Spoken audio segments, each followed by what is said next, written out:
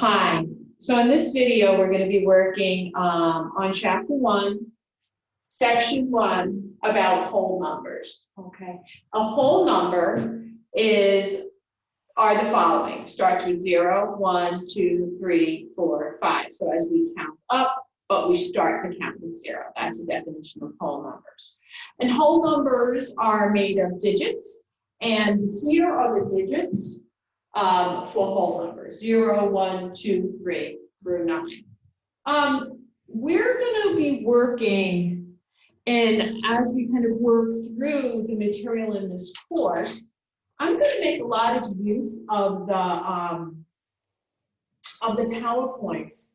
And these PowerPoints are available on my math lab. So I'm going to share my screen and show you how you can access these points. So let's see. Okay, so this is the screen that you come into when you get to my math lab. Maybe yours looks a little different, but once you click on our course, let's see, okay, and come over here to Multimedia Library. And I'm gonna go to chapter 1, choose the PowerPoints, and then find now. And if you scroll down, you'll see that these are all the PowerPoints that we're going to be working through as we go. Okay, so I'm going to stop sharing. I'm going to work with that set of notes. Feel free to print out that set of notes if you like. You can make notes on them, or, you know, any way that the learning seems to, you know, the notes could be helpful for your learning.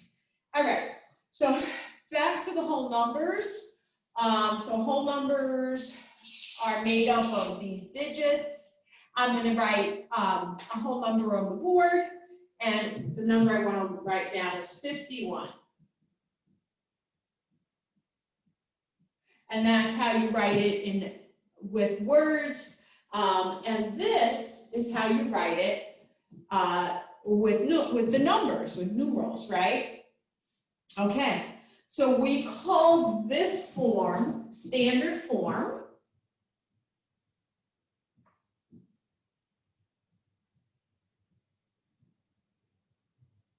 Good. And in standard form, we put our number down here. There's a 5-digit and a 1-digit.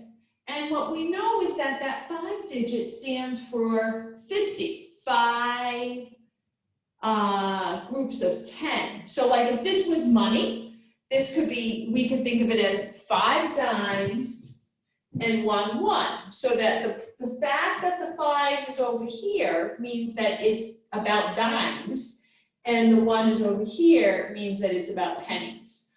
So there's this concept that the placement of the number gives an idea of the value of the number. And what we call that is place value, okay? So certainly that this number is different than this number. So this number, the 1 is in the 10th place. So this is 15, and the 5 is in the 1's place. Okay, so this would be 1 dime and 5 pennies. So it's a different amount of money than the 5 dimes and 1 penny.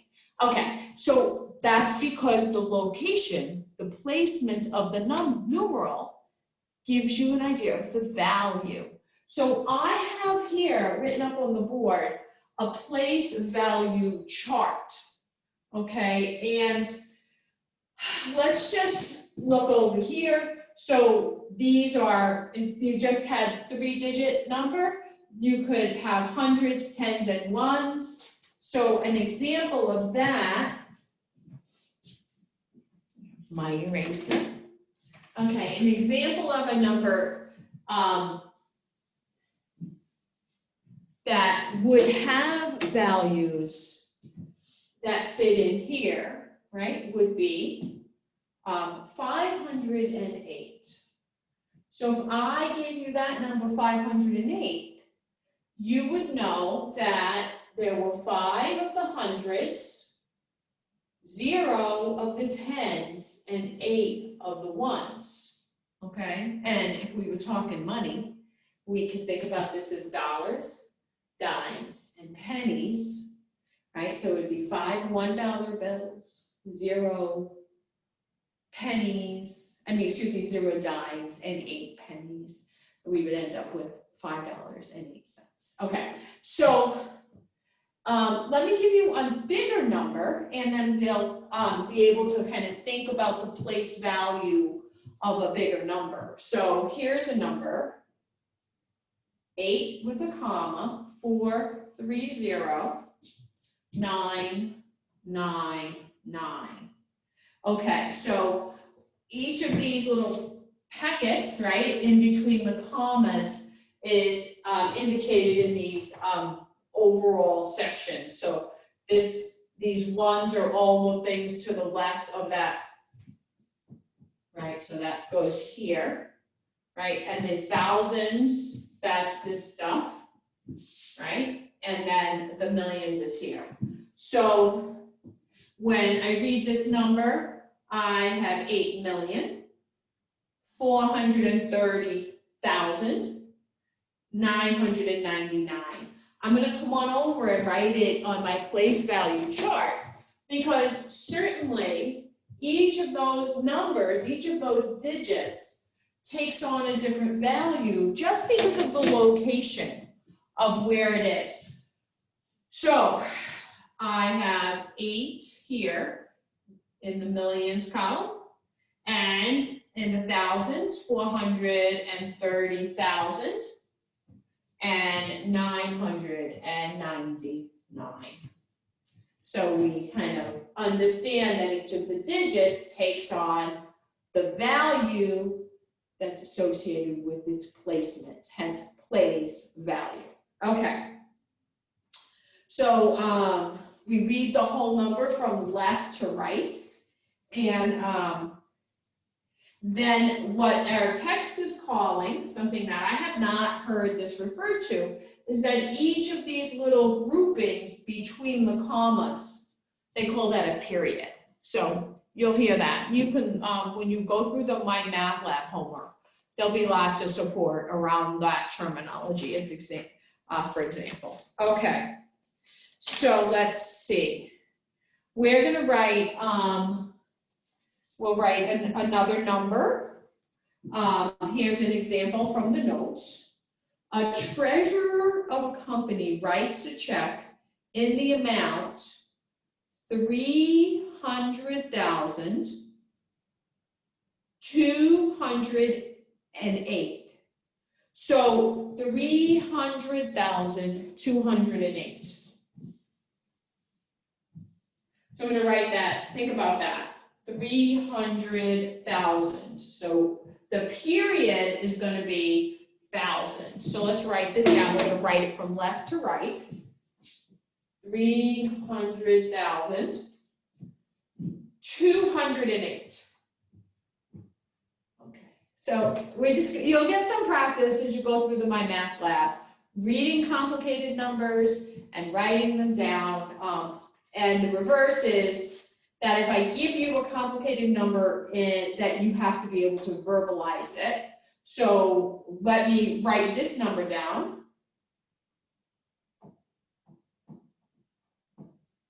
$521,000,072.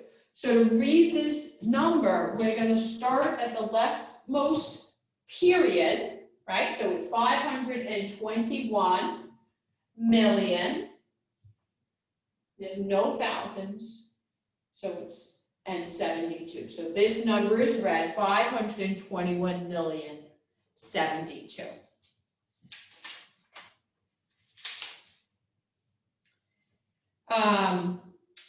And why don't we go ahead and write this number in our place value table. It's kind of a way of writing it in expanded form. So let's take the number, we'll put it in the place value table, and then write it out in expanded form. So I haven't yet defined expanded form, but sometimes I find it easier to do something and then to go back and apply those special, like the new words once we understand what we're doing and why we're doing it. Because I think that the terminology could be helpful, but also sometimes it could just be complicating before we really understand what's going on. Okay, so I'm going to take this number here, 521,072. Okay, and I'm going to write this in expanded form. So in expanded form, I'm going to say,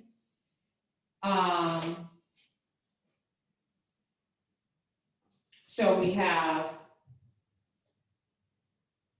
500 million